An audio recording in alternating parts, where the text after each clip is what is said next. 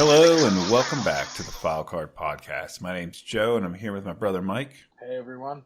And Mike came to West Virginia this past weekend to visit me. As the restrictions have lifted, we took advantage of the situation and we're going to tell you all about it. Yeah, so after about 8 weeks or so of being locked up, we got out to 2 toy stores this weekend. And man, it was so good to be kind of back in the shop and looking at Joe's. So when you first talked about coming down, I really didn't think there was any chance we'd be able to hit a toy store up. Yeah, well, things kind of happened quickly, and they started to lift restrictions in West Virginia. So kind of the best store we know of in West Virginia is 80's Toys of Princeton. So he had been posting that they did curbside service, and so he had, whenever the restrictions were lifted, he posted that they were going to open, and they were going to have safety measures in place. And so we reached out just to confirm he was going to be open, and he was. And so we said, hey, for sure, we're going to do this. So you show up at my house at fairly early for that kind of a trip. Well, you got down here probably before noon, right? Yeah. Well, I mean, when the sentence is over and you're lifted, you want to get out of there as soon as you can, so they don't change their mind and make you stay. So we got on the road pretty early. Kids came down, and we made sure that everyone used the restroom before we left, so we didn't have to stop. And because there is nowhere to stop. Well, yeah, no, the restrooms are closed. You're right. So we got there early. We made lunch, and as has been on the East Coast lately, or Mid-Atlantic, was rainy when I got there. Yeah, and then we immediately grilled out in the rain. I mean, you have to, right? I mean, it felt like freedom for the first time in a while. So what I loved about it is we literally stood in the rain and talked about G.I. Joes while we watched the food cook. Which would have probably made for a pretty good podcast. So, after we had lunch, we got on the road, and, Joe spent most of the 2 hours complaining about the toll road and how much it costs to drive back and forth. I did. Well, that's the other thing. So 80's Toys of Princeton from Charleston is about a 2.5 hour drive. What was it? It's right at 2, I think. Yeah. In 2 hours, I spent $12 in tolls. And then a few hours later, I spent $12 in tolls again. So that's $24 round trip. And tolls coming from Pennsylvania don't bother me. I mean, you decide if you want to take the quicker route, then you have to pay the tolls. It just is what it is. But when you're in West Virginia, you don't have that choice. Like, literally, this is the only road that gives you easy access all the way straight through the state. And I just, it infuriates me. Well, I mean, I think more than anything, it just illustrates again to the listeners how cheap you are. We've been trying to get over this and past this, and you build a case on why you're not cheap, and then this comes up, and it just totally ruins that. And all right. Anyway, let's move on. So you already mentioned it. So we saw Matt's post during, at least for the state of West Virginia, while all the small businesses were closed, he was still doing curbside. So you could drive up to a store and, of course, they would bring out whatever merchandise you had ordered. And I had thought about it a few different times. Like, I'd love to go down there, but it's really hard to, buy G.I. Joes that way. If you're looking at new inventory, like Star Wars, wrestlers, things like that, you can do it. But, for vintage G.I. Joes, it's a little bit more difficult to do it that way. Right, and he had plenty of all of those things. For you and I, though, we've talked about it before, we're in the vintage Joes, so that kind of wouldn't be an option for us to shop, but I thought it was awesome that he was still offering that service, and that people were supporting him to keep him open during this tough time. Yeah, he seemed to definitely get some support from the community that way, which was awesome to hear. So, before we made the trek down, we reached out to Matt and said, hey, would you be interested in being on the show and letting us talk with you for a few minutes, and he was very gracious and said yes. So, Joe, do you have that for us?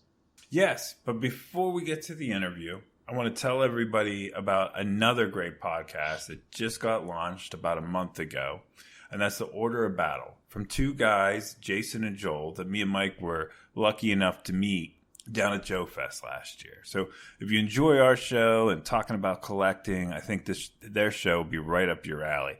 They're doing the same thing and talking about very similar things as me and Mike, about collecting and going to toy shows and things of that nature. And they even take it a step further because they don't just collect G.I. Joes like me and Mike. They do a lot of other things of interest. So if you guys got a chance, definitely check that out. It's Order of Battle. You can find them, I believe, just about everywhere. You can download podcasts. And, of course, they're on Twitter and Instagram. Yep, check them out. All right, Joe, you ready to roll the interview? Nah, before we do, again, because I'm always holding things up. Darn it. What else do you have to say? What else do you have to talk about? Listen, do you remember? The whole show is the interview. It shouldn't be this hard. I'm sorry. What? It's your show too. What do you want to talk about? I was going to lead up to the interview. We got down there early, right? And we literally had like a buddy cop movie moment where we're sitting out front of the store in the parking lot across the street, staking it out like for 40 minutes. And then I'm asking you, like, yeah. Are you sure you talked to him? Are you sure you asked him in an interview? And then you're looking up about your text messages, repeating back the story of, the exchange the two of you had. Right. Which was a very nondescript exchange, by the way. Yeah. If Mike ever interview or ask you to be on the show, he'll send about 6 words to you. And I'm going to cross my fingers and hope you show up. Yeah. Well, looking back on it, I thought, man, how nice of this was it he agreed to, talk to us, given that he had never heard of our show or listened to it, so I thought that was very reflective of how nice of a gentleman he is. Yeah, I agree. Matt is a good guy. So, you probably heard us talk about Matt before. We talked about 80's Toys of Princeton when they were opening up. And we talked about him on the Joe Fest recap show. So his booth was definitely one of the highlights of that whole trip. Yeah, we spent a lot of time there. Got some good parts for the General. And what else you got the fans for the hammer, right? Mm-hmm. And then just a ton of weapons. Okay, well, if you don't have anything else you want to talk about, Joe. I think I'm just going to leave the show to you now, Mike. So you tell us where you want to go, and I'll take us there. Well, I thought we could play the interview, but I don't want to do anything you're not comfortable with. Well, I'm here for you, like always. All right, folks. Here's our interview with Matt Collins, 80's Toys of Princeton. All right, we're here with Matt from 80's Toys of Princeton in Princeton, West Virginia.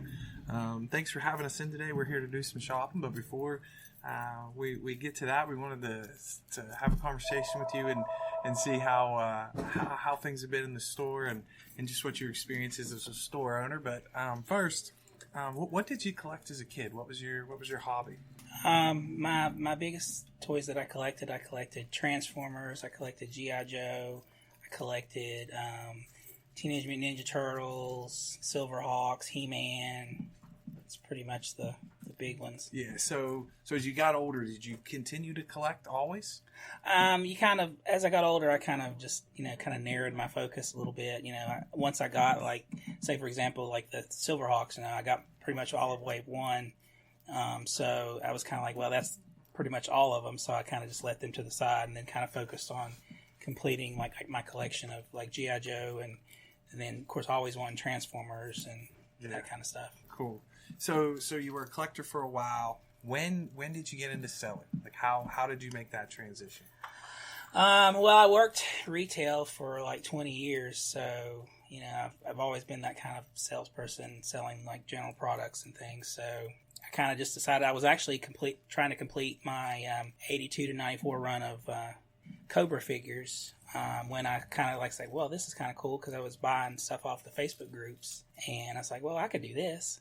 So it's just like finding a big lot of stuff to start, and that's how it kind of took off. Nice. So how many years have you been selling? Like, not in the store, but just As about 5 years, really. I've been selling online for about 5 years. So what's your before opening the store? Did you sold online and then you traveled to shows? Did you do a lot of shows? Right, I did probably about 4 or 5 shows a year. Okay. And then sold online. I sold like a lot on the Facebook groups and of course eBay, of course, and those kind of things. And then like I would do. Actually kind of sold out of my house at one point. You know, I've had several of my current customers now who were like customers with me way back when. Nice. And I was selling out of my house. So, and it's a community and a niche market, right? So like, you know, you get to probably know your customers and the folks that walk through the door, you know them, right? I mean, you don't have a whole lot of new people through. No. There's always some new people that say, "Well, I've never been in here before" or anything like that. But like your regulars, you know them and you know what they're looking for. So you're kind of like, "Hey, we got this in," or you know, "This is available to order," or whatever. So right. So tell me about the store. How long have you been open? What do you have? What do you specialize in? We've been open since September the 28th of 19, and we kind of just have like a mix of new and old stuff. We carry like just some fast moving stuff like pops. You know, everybody likes some kind of pops. We carry some of those. We carry G.I. Joes. We carry Marvel Legends. We carry Star Wars. We have Barbie. But probably our biggest niche in this area especially is our wrestling figures. Those are big. Wrestling's king around here. So we have a whole room devoted to nothing but wrestling. So lots of figures, you know, different things that have to do with wrestling. Yeah, so if you're a wrestling fan... Oh, there's plenty here. Now, you don't remember this, I'm certain, but you met me and Mike down at Joe Fest, and you told us that this was the future plan, or the big goal was to one day have your own store. So when you put it up online, we definitely marked that day on the calendar and wanted to make it. Mike couldn't. I had a bunch of stuff come up, so I didn't think I was going to be able to make it. Like, it just wasn't practical. But we liked you so much that day we met you. I was like, I really want to make sure I'm there on his opening day. I knew this town wasn't real big, so I was like, what happens if nobody shows up? It's a very silly thought at the time. So I come down here. The place is packed. So you actually had Sergeant Slaughter here. Right. And I brought a few things for him to sign, but I couldn't even get in at the beginning. I had to wait out line. And so fortunately for me, there was nobody in your back room, because at the time, that's where you kept all of your parts bits. So I had a whole hour to myself back there to dig through those. So, but yeah, I definitely remember thinking, I hope his opening goes well. And this place was jammed full of people. Right. Yeah, we kind of did it in coinciding with our town's Autumn Fest. It's kind of like they shut down the street and there's a lot of vendors and things out there. So I was like, well, this will be the best time to do it. In addition to having Sergeant Slaughter, which was kind of just dropped into my lap at the last minute, I was like, wow, this is kind of cool. So, you know, that kind of drew everybody in here. But yeah, it was slammed that day. I didn't get a head count of how many people came in and out of here, but I would say at least maybe 300 people came in and out of here that day. So for a little town like this, that's pretty good. Wow, that's awesome. Very, very cool. So when you had Sergeant Slaughter in here, we met him down at Joe Fest. We got our picture with him. Our sons were with us. Very cool. They say never to meet your hero because you'll be disappointed, but I did not find that with him. He was the nicest, sweetest man you can imagine. Took as many photos as we wanted. He really seemed like a great guy. Oh, absolutely. I mean, he was just very warm and open with everybody. Like we had I know some of the local police came in here. He gave them free pictures and stuff. So I mean, he was very, you know, wasn't kind of what I was expecting, like you were talking about, you know, but he was very nice. He donated some things to the store. Some things that are really hard to find, he donated to me, cool, and I was like, that's kind of cool. So I mean, but he really enjoyed himself. He's like, I want to come back every year. I was like, well, I don't know about that, but cool. we can do what we need to do.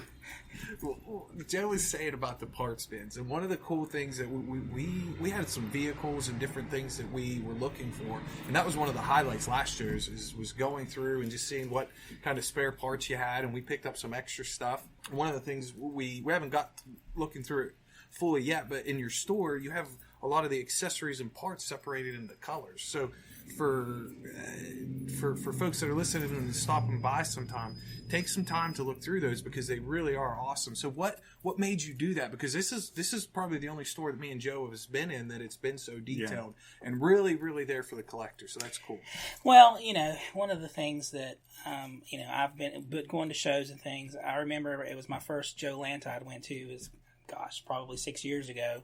And I remember the fun part for me was I was actually looking for parts. And I was like, so some of the vendors had them and they were all just in these tubs of bins of stuff. And I was like, it would make sense that, why can't I do parts? I mean, that seems like something everybody wants because they're always saying, well, I need this weapon or whatever.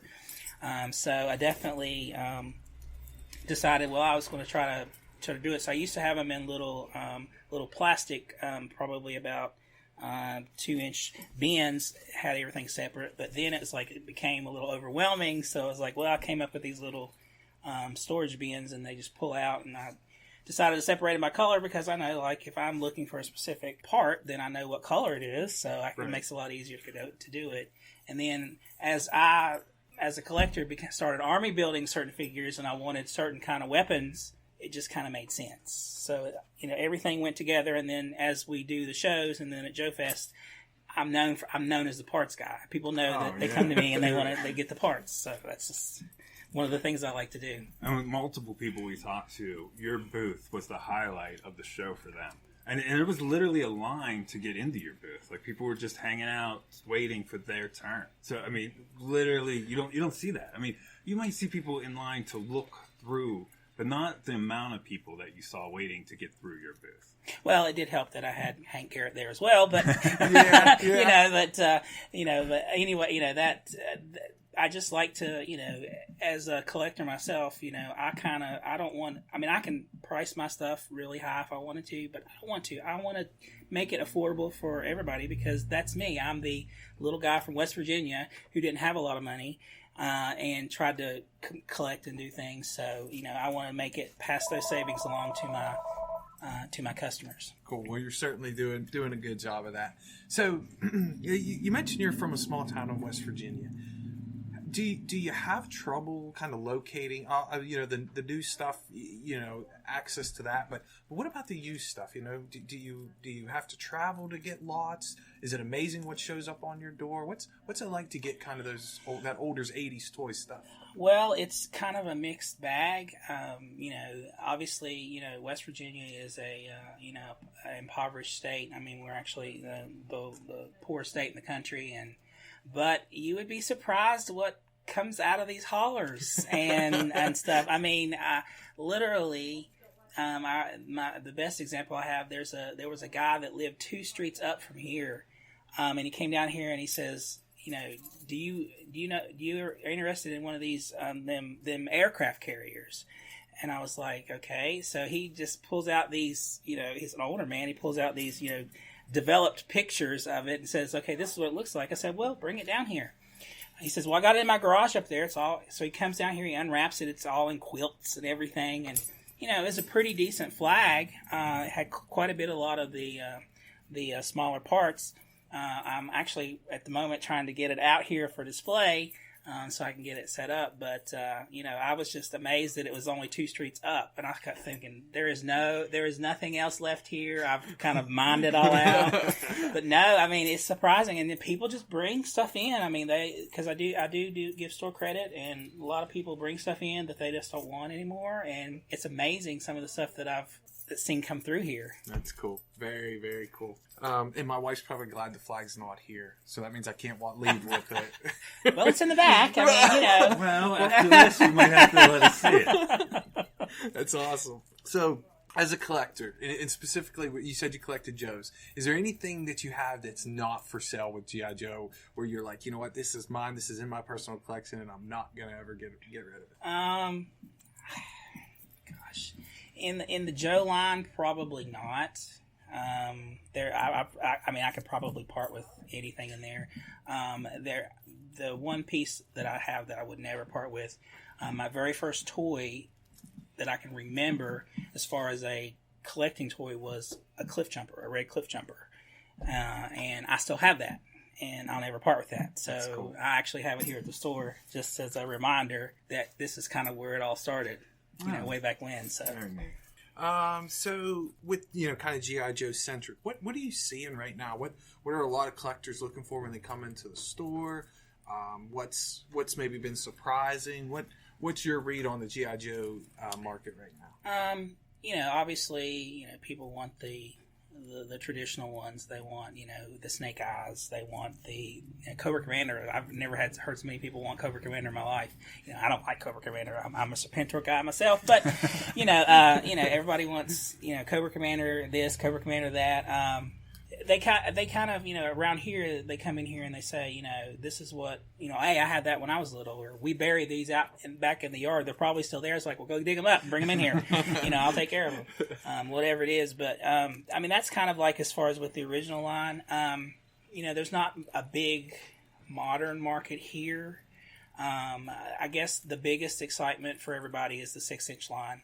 And I have had access to get those, so I was able to pre-order those, and actually between people here and online, I have like 80 sets that are gone, that are pre-ordered already. So either they paid the deposit or the full amount. So we're excited to get those in, and obviously when they come in, they're due next month. But I'm hearing they're coming in at spurts, so I may get them. So I'm ready to have them if they do come. But Cool. I think that's the biggest excitement, though, because I talked to my my wholesaler that I get some of the new stuff from, and he said that when they released the information about it, he said it was like he'd been there 10 years, and he had never seen such excitement over a figure line, and that includes the Star Wars, all the Star Wars stuff. It was nothing like what the G.I. Joe line was doing. So, it's like you say, there's a community, and I try to be the best I can for that community,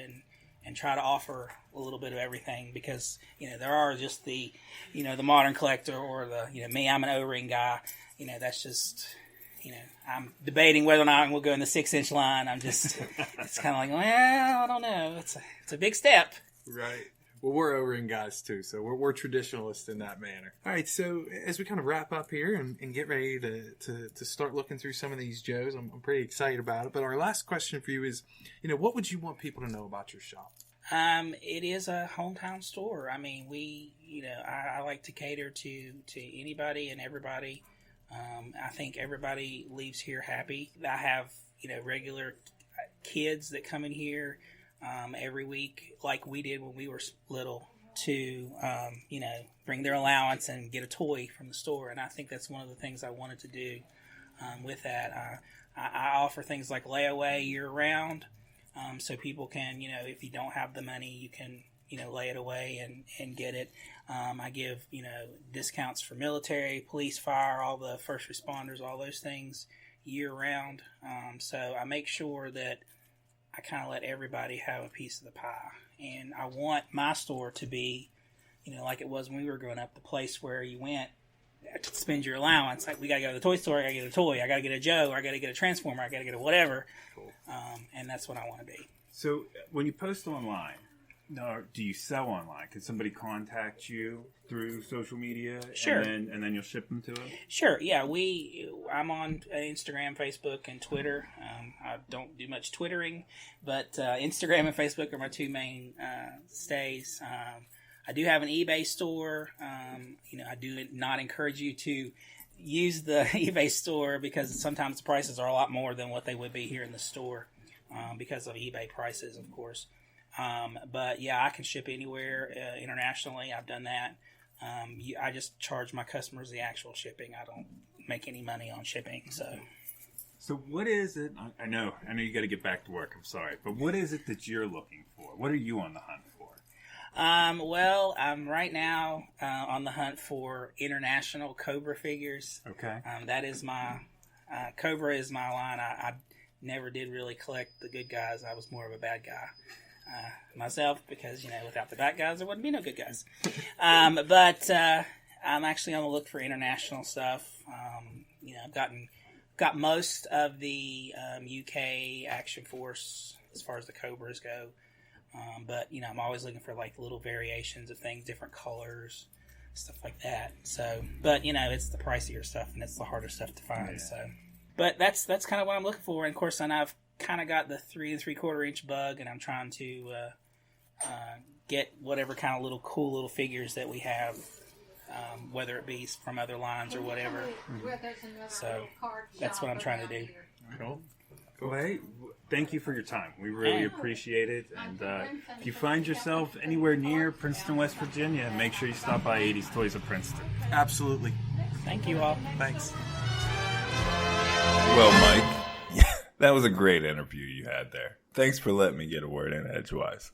Yeah, I wrote us some notes, and you couldn't read them, so my apologies. But I thought me and Matt we had some good back and forth going, and you probably would have messed that up. So maybe it worked out. So one of the questions I asked, for real though, I had terrible handwriting, and Joe couldn't read it, so that's why I ended up asking all the questions. But one of the questions we wanted to ask him was, is there anything not for sale? And he did kind of, talk to us about what started him on collecting. But that wasn't the only thing that wasn't for sale. Was it, Joe? No. Kangaroo's not for sale. Absolutely not. Matt, you broke my heart. If you're listening, listen, brother. A little part of me died in your store.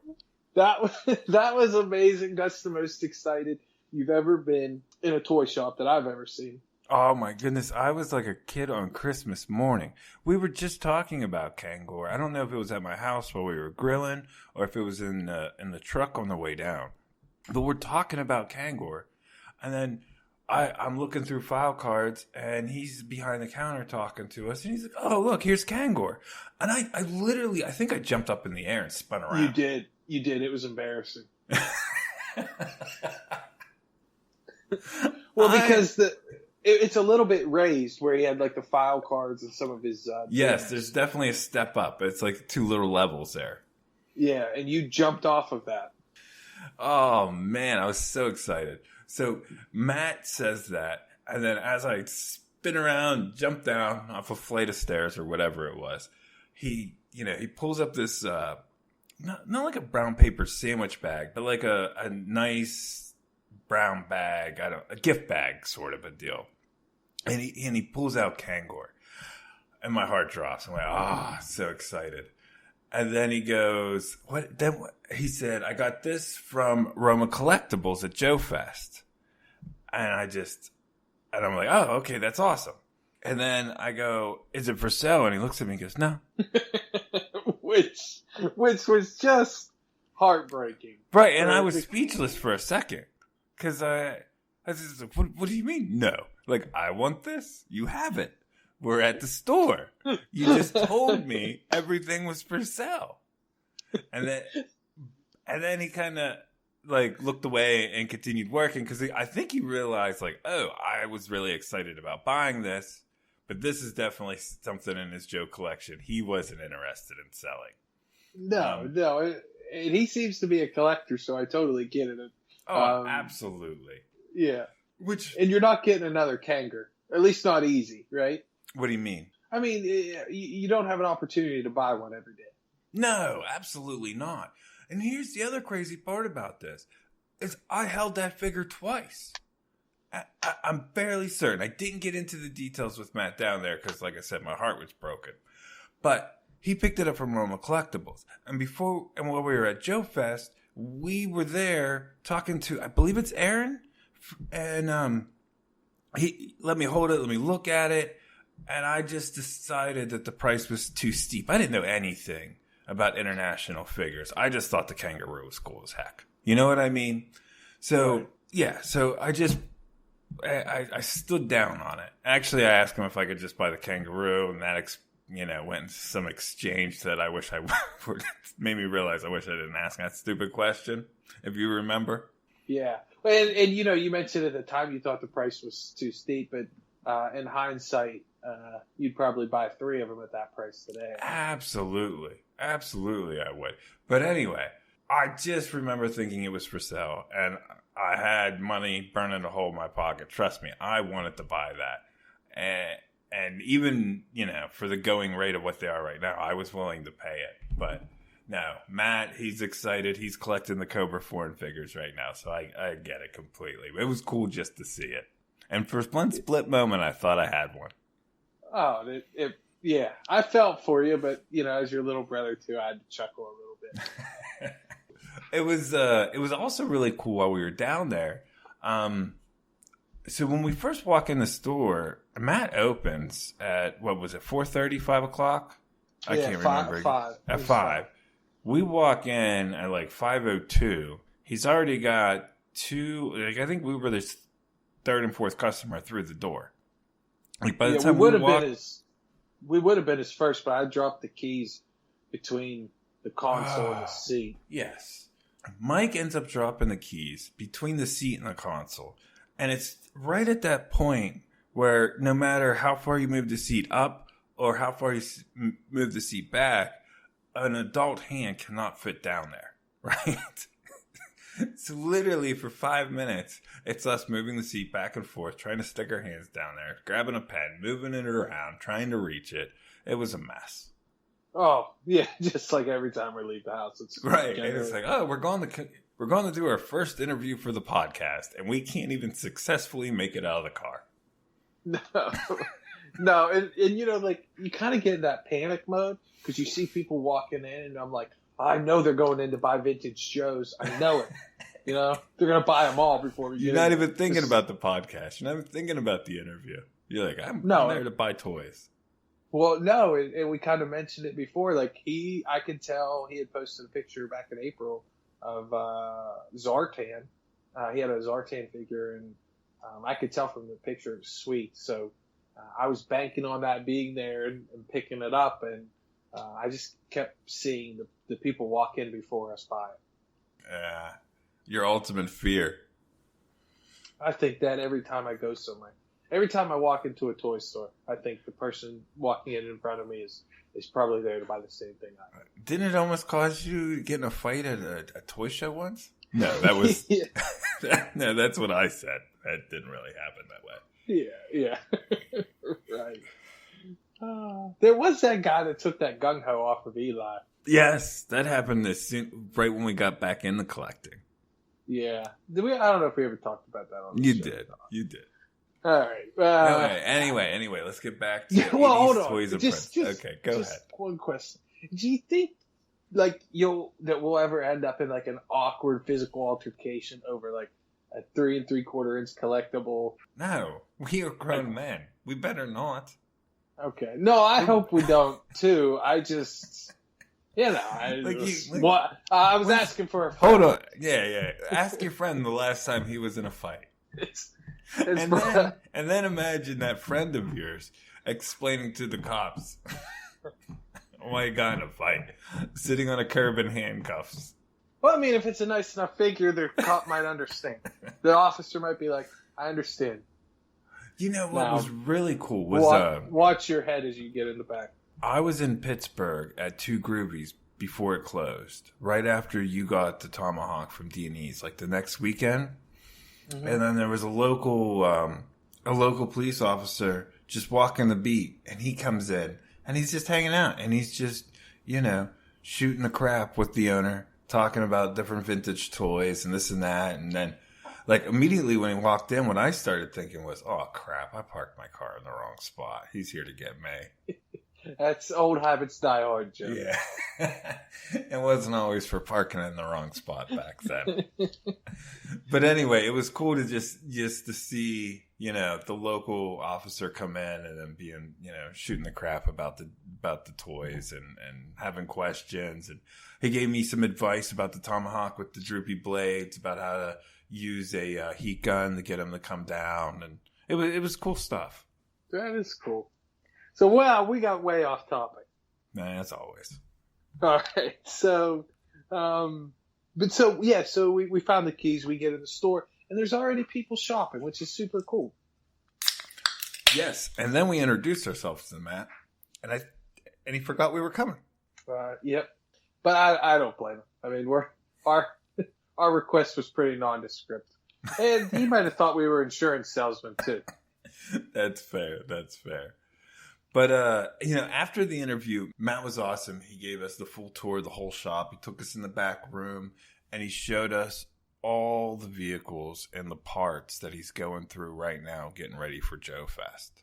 So like we've already talked about, his parts bins was just, one of the best booths at Joe Fest. You know what I mean? Help you find all those little items you're looking for. And he talks about it in the interview, or he has talked about it in the interview.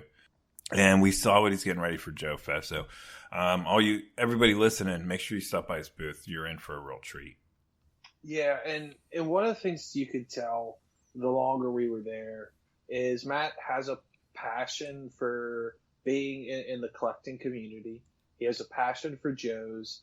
And if you're a toy collector of any kind, he's going to help you out in however he can, as far as, helping you locate something, or if he maybe has a parts bin for that, he's that type of shop owner that's going to go the extra mile and that kind of, what's the word I'm looking for here? The obscure piece of a vehicle that you're missing. He's the type of guy that would understand, how important it is to find that somewhat minor piece. And we went through his bins and we found some great stuff. And one of the other cool things he did for us was he pulled out 2 cases from the back and he said, "Hey guys, here's the hard to find stuff." And he let us go through those. And I almost felt like I wanted to take it all. You know what I mean? Like I just wanted to dive in there with 2 hands and just take out as much as I could and put it all in a pile and say, how much for this? But I definitely didn't do that because I wanted to leave something for the other collector. And then I didn't want to take advantage of this great opportunity either. You know what I mean? Yeah. And he talks about being, just a part of the community and a member of the community. And I think he means Princeton, but also just the toy collecting community. And what he has there are things that he knows guys are looking for. Weapons that are easily lost. He had, parts of Snake Eyes version 2. That's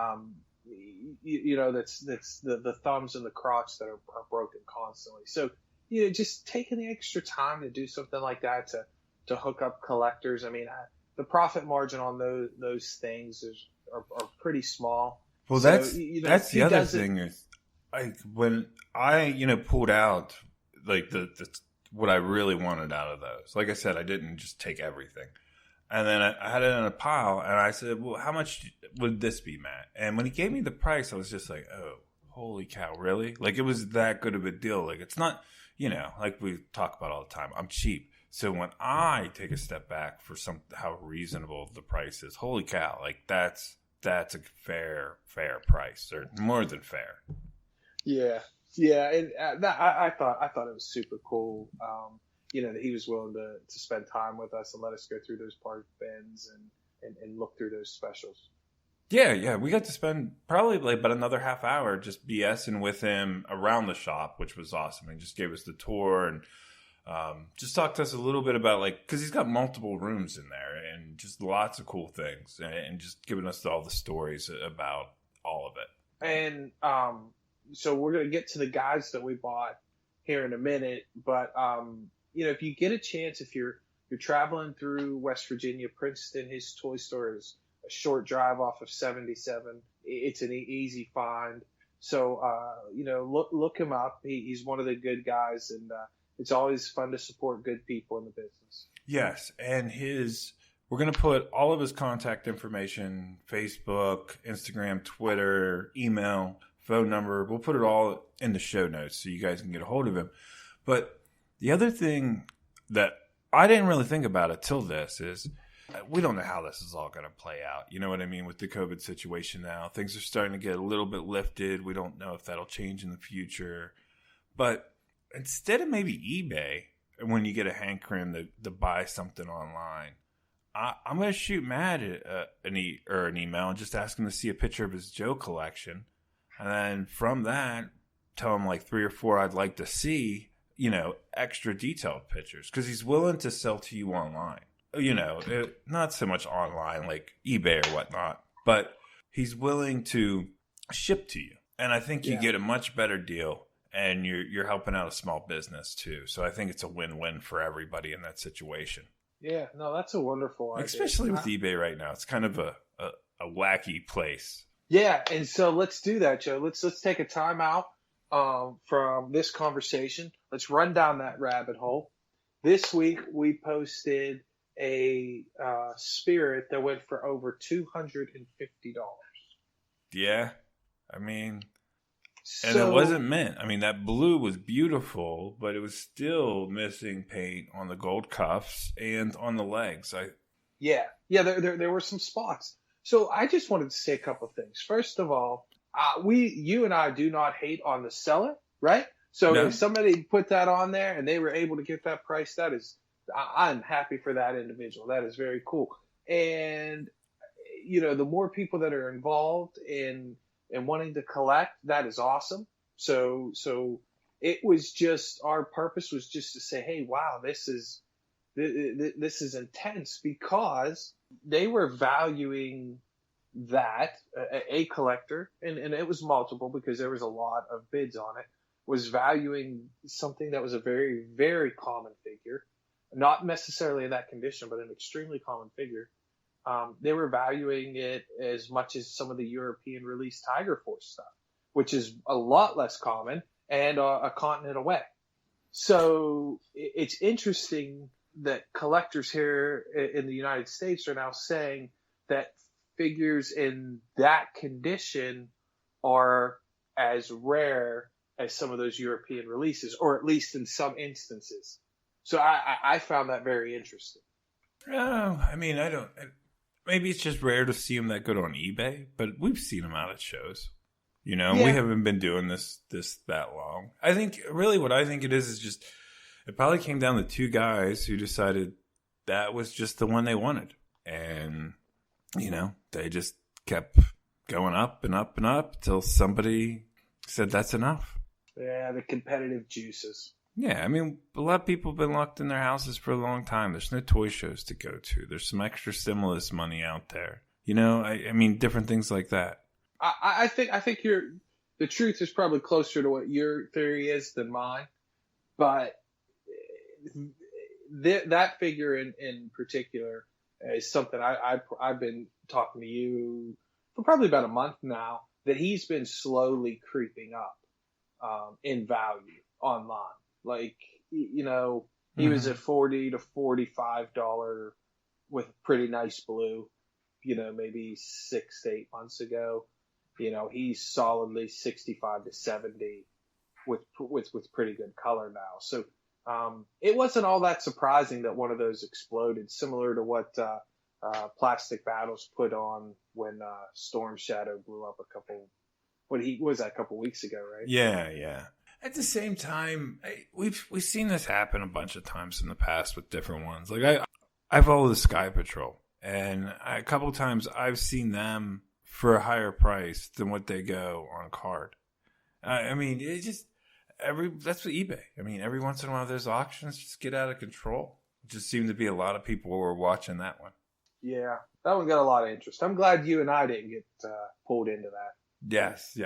And just so everybody knows, I think there's some people mad online that we weren't selling it, nor were we bidding on it. Oh, yeah, no, not our thing. And maybe we won't share that anymore. Mike had some beers and thought it was interesting. That's all, folks. I did, because I was like, holy cow. It's the only time you tweet is when you drink beer. Right. So anyway, let's get back to 80's Toys of Princeton, back at Matt's. Let's talk about what we got. Okay, yeah. So Matt had a great collection of guys and vehicles. Pretty much 82 through 85 was the majority of it. Yeah. Or 82 through 86, excuse me. I was going to say 86. There was some 87 stuff that looked pretty good too, but I'd say the best, most quality stuff was 82 through 86. I said this earlier in the show. He had a really, really nice Zartan. I zoomed in on it, and I wanted it. It looked clean in bright colors, and I was just curious what the O-ring was going to feel like when I got there, and it felt really good, and he was asking a very fair price for it. And Zartan, for me, is one of those guys that I probably value higher than the normal collector. Just was a big fan of him in the cartoon, and I always wanted to own one. And I bought the Ninja Force Zartan when I was a kid, and I loved it. Man, it was just amazing to have my own Zartan. So picking him up was a pretty special pickup, and he's just in amazing shape. All the accessories, the rubber band is still tight. So I was very, very pumped to get that. And so once I secured him, and I wanted to grab him honestly before you looked at him, because I didn't want you to claim dibs on him first. Yeah, because I don't think I got to look at him, right? Like, you got him right away. Yeah, no, that was my plan. Was as soon as we were done with the interview, I wanted to say, "Hey, that one's mine." So Well, I actually, went right. that held for up him. the interview for a little while because you kept looking. Yeah, well, like I said, I thought he looked good, and I had been wanting one. So Hey, I hold on was though, real quick. That photo of the Zartan is literally the reason we went down there, because, like I said, the whole family was coming together. Like, you're making this huge drive. The wives, they kind of had some plans of what they wanted to do with the weekend. So even when we talked about it, I still really didn't think the trip to 80's Toys of Princeton was going to happen. Like, because that was pretty much going to take up our entire Friday or most of our day on Saturday. And once I sent you the pictures of what he had available down there, you sent me a text and it just said, "We are going." Yeah, that's how nice he was, and a pretty nice spirit. Now, he ended up selling that spirit before we got there, and there was also a pretty sharp Scarlet, or at least as nice as Scarlet gets. Not my favorite figure, but this one looked pretty good. So I was kind of eyeing all three of those and hoping that at least a couple of them were available by the time we got there. Because I looked through all the pictures too, because Matt posted on the 80's Toys of Princeton Facebook page just a ton of pictures of his Joe selection a few weeks ago. And I mean, there was a lot out there. So I zoomed in enough to know, like, there's a good selection, but I didn't want to get tied up in the fact that I wanted a single character, because I knew weeks had gone by and I didn't want to be disappointed when I go down there. You know what I mean? So I wanted to be really open to what he had available. Which is the better way to shop when you go into a store. But and it's never the way I shop. So I tried it out for the first time. Right. So, but the Storm Shadow, right? The Storm Shadow was another really nice one, and he was beautiful. But I'd kind of already picked up a pretty, I'd spent a decent amount of my budget picking up Zartan, so I was going to have to look at some other figures. But he was nice. In fact, you wanted to use my budget to pick up that Storm Shadow, though. I thought one of us should, but I couldn't convince you of it. Well, listen, that was literally the nicest V1 Storm Shadow I had ever seen. Why didn't you pick it up? My personal value of it isn't that high. Like, the standards of what I want, yes, that was that figure, but that dollar amount is not. You know what I mean? Like, I understand, like, a lot of people love it. It's hard to come by in white, but for me, Storm Shadow was version 288. I mean, that was my Storm Shadow. So I can't go there right now. I mean, maybe later on after I have most of the collection, and then I'll be like, yeah, I would like to have that one. But for right now, I'm okay holding back on it. Well, I think when you start shopping for them, you'll think back to that moment. Oh, yeah. Yeah, I almost guarantee you're right. It's not too late, You can send him a message now. I might. Who knows? I already said I was going to. Maybe it'll be for that one. So the other thing I grabbed was a bat. Really, really nice. It was missing the hand, but like I said, I was able to find one in Eli's box. So he's complete. I just had to change his O-ring, but that was no problem. So I picked up a bat and Zartan. And so then from there, I thought, okay, I'd like to pick up maybe a couple other things. But everything else was kind of on an even playing field. So now I got to make a decision, and I'm thinking. So I thought for another hour before I actually pulled the trigger, and I'll get to those other figures I got later. But Joe, what did you pick up? Well, initially, anyway, let me slow back down or backtrack a little bit, like always. So what Matt does is he has everything or majority of it behind the glass counter. And then he also has some in clamshells to the right, and they're on pegs. But when you pull out the glass counter, he'll let you look at it, and then if you decide that, yeah, that's the one you want, then he kind of moves it over. So I decided, I changed my mind 3 or 4 times, yes, this is the one I want. No, this is the one. I'm getting these 3. And then I'm like, no, put this other one back, and I'll get these 4. So by the end of it, I didn't even know what I was getting. Okay, so you said you lost, you forgot what you put there because we had been looking for so long. But what did you end up with? My favorite figure out of the deal was I picked up a Snow Job. And I've been looking for Snow Job since we started collecting. Never had one. Either when we were kids or during my second collection that I sold off. Because I could never find one white enough. And Matt had one, and I didn't even notice it at first. It was in the left-hand corner. For some reason, I didn't spend too much time looking over there. So when I saw that one, he let me see it. Immediately, I knew that was the one I wanted. And the figure's great. Absolutely stunning. The skis in the backpack are yellowing, so I'll pick those up. But the poles seem to be the original ones because they made a bunch of different versions, so there's a lot of different poles out there. But those seem to be the correct ones, the same with the weapon. So I was stoked to finally be able to get my hands on that one. So that was definitely the highlight of my pickups. The big money I spent though was on Saboteur.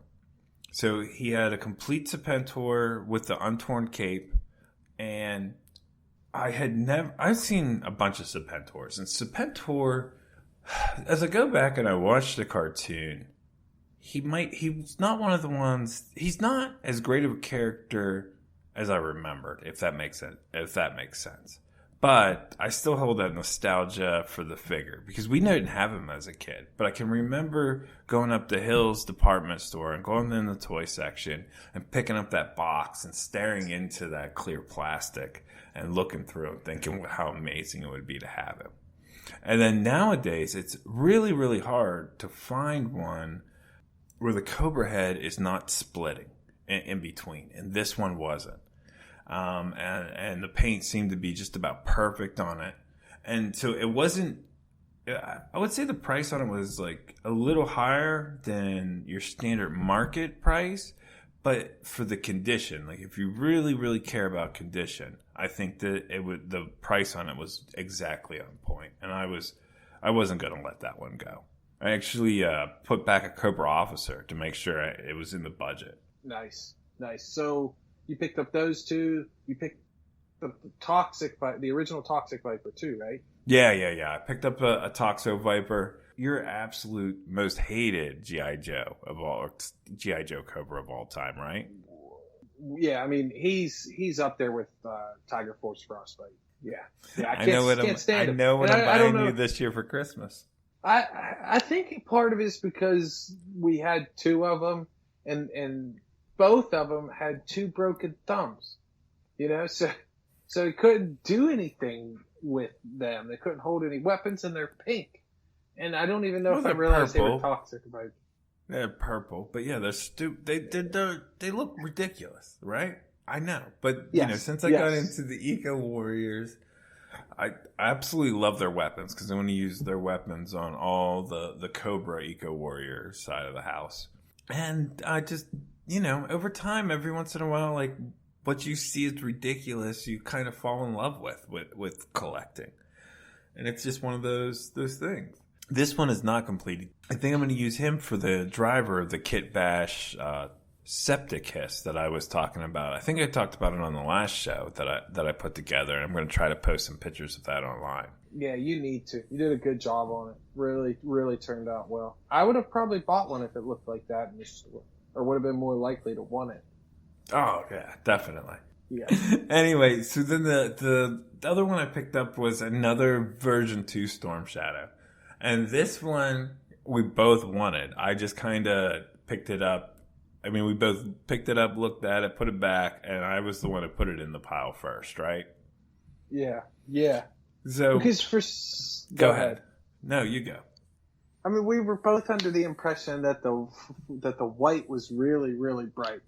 Right. We both thought that that was better than the one that I had at home, right? But once we got it home, we realized It wasn't. The one I had at home was much better.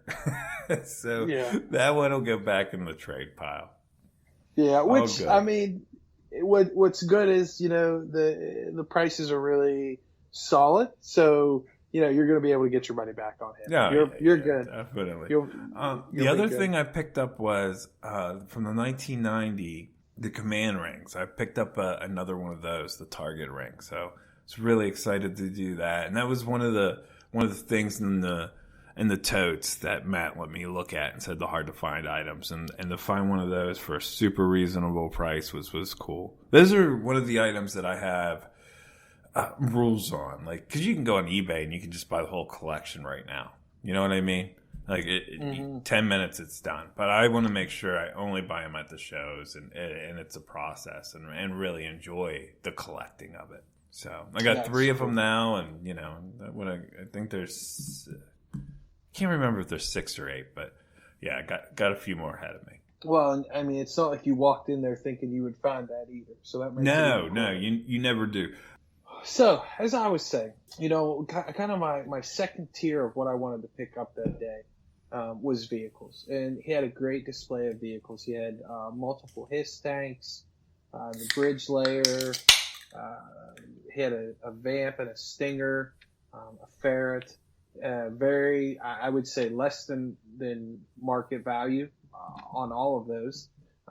So I was just kind of confused about what I was going to do. And as we were standing there talking, looking, I was bouncing back and forth. Like, okay, what else do I want to add? I realized that he had the G.I. Joe original headquarters. Oh man, Yeah. did you have a hard time with that decision? He was asking, the asking price was right. Yeah, it was And- definitely a fair. And I was like, maybe I should get that. And then I thought, well, that would definitely be blowing the budget, So I just Because kinda- you're not putting back Zartan.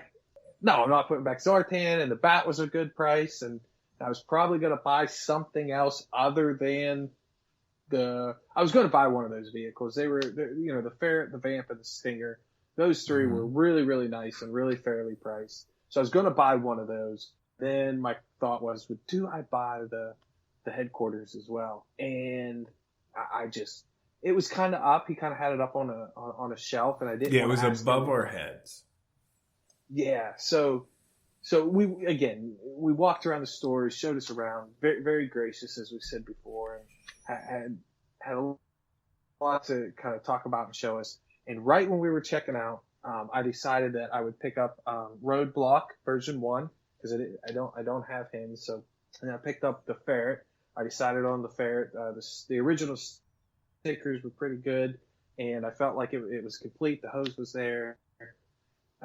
So that's what I was gonna buy, but I thought I gotta ask, and I said, what, I'm not gonna ask you to get it down, but how is the headquarters? And he responded, it wasn't as nice as the last one, or not as nice as the other one I had. And at that point, I was like, okay, I'm good. I can pass on it. So I never really got to see inside of it. I could only see the outside, which looked very nice, but when he said it wasn't as nice as his other one, for some reason I was like, okay, I don't even need to look at it. If he would have said, oh, it's really nice, you want to see it? I probably would have started looking at it and maybe bought it. But what was funny is when we got home, I told my wife, and she said you could have bought it, and we She could have counted did. it as Father's Day. So I was kind of like, shoot, I should have asked. Right. Should've asked And to then look at it. she even told us to go back down on Saturday to pick it up. But, I'm not going to spend $24 more on tolls. So that's why it didn't happen. Well, it was also after we all had a couple beers too. I don't know.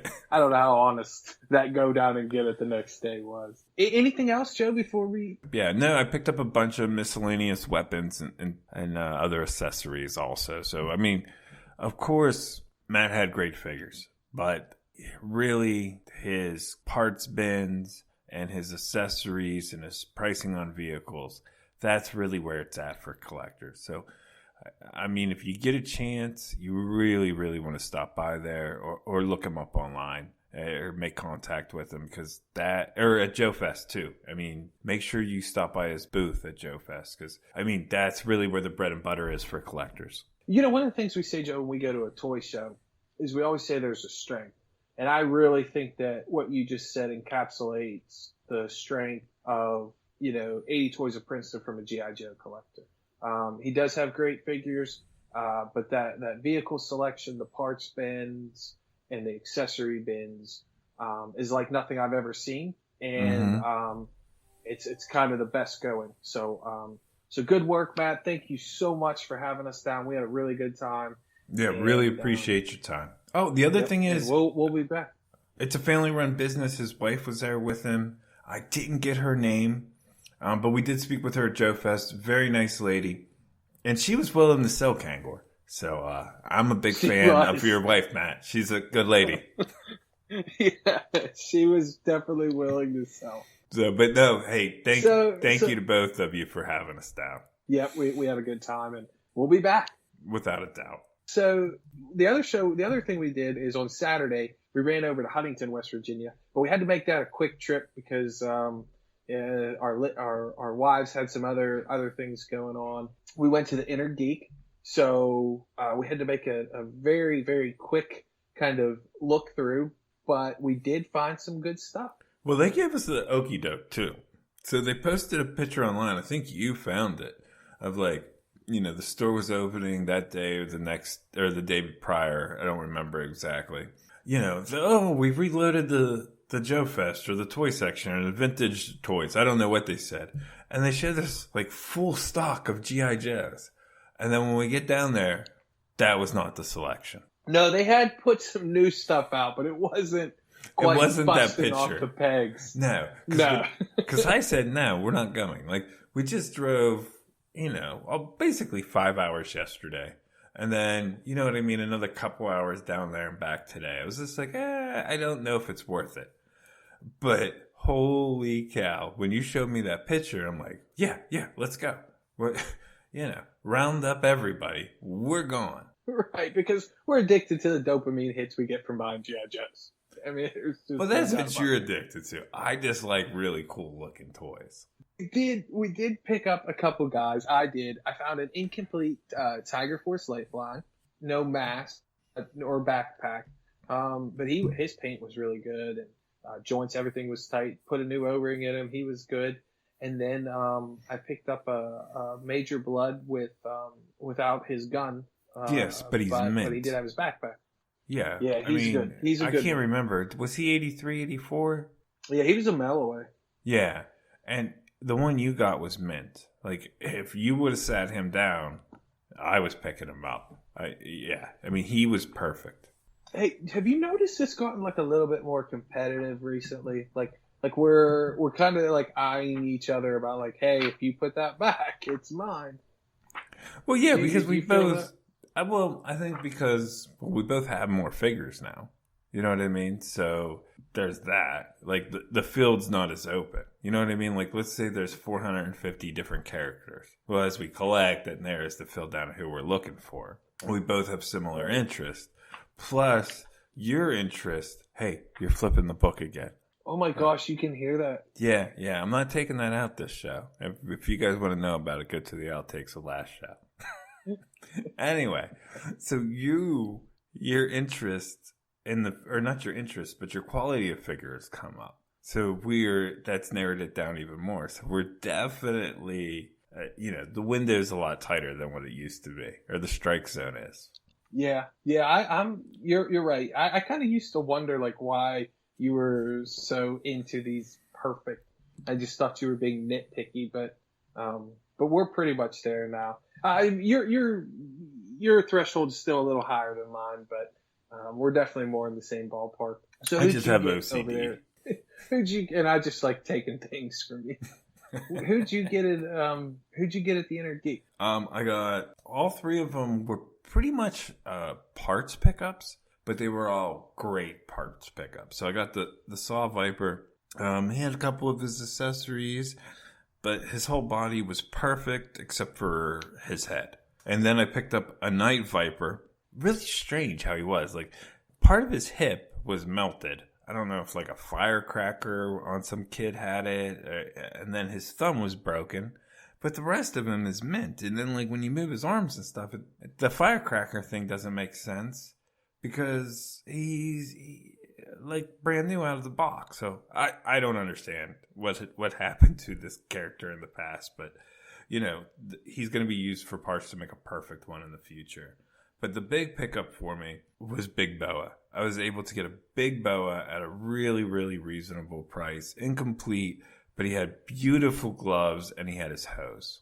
Yeah, and you got him for just a solid deal. Like the price was right on. Oh, yeah, and two of those characters also came with file cards. So it was, very fair pricing. It worked out great. I'm really glad we made that trip.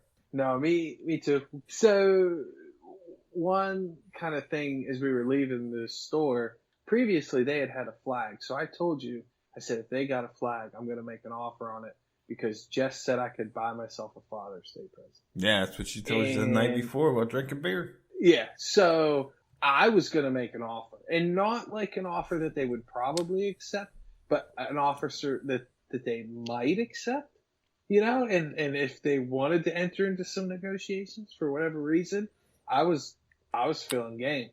And well, right, yeah, it put you in the playing field. Right. But unfortunately, they had sold it, and I didn't have to do anything stupid. Because I really don't know how that would have went over.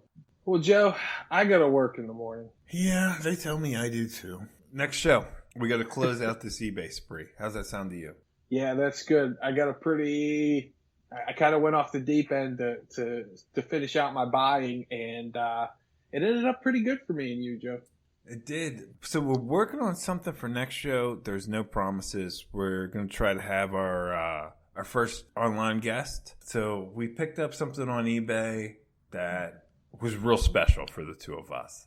And we really think you guys would find it interesting. So we're trying to work on that interview now, and hopefully we can make that happen. Yeah, I think you'll enjoy it. And if you're a fan of the Sumbo series, I think you'll really like it. Yeah, definitely. There's no question about that. But all right, we'll see you guys next time. All right, take care, everyone. Good night.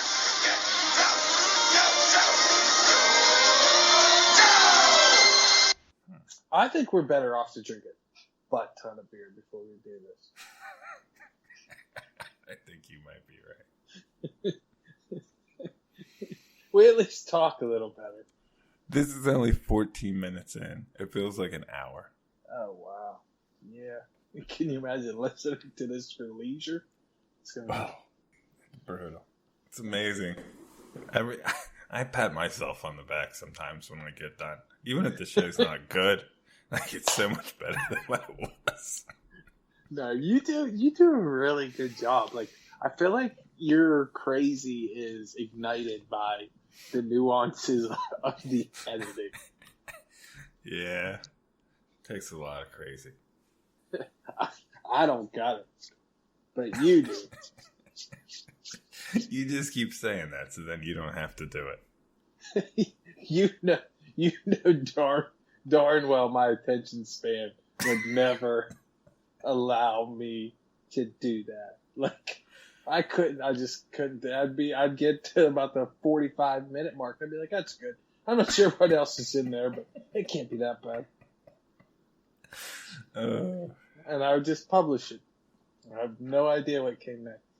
Oh, I wish I could remember where we were at. Hello and welcome to another episode.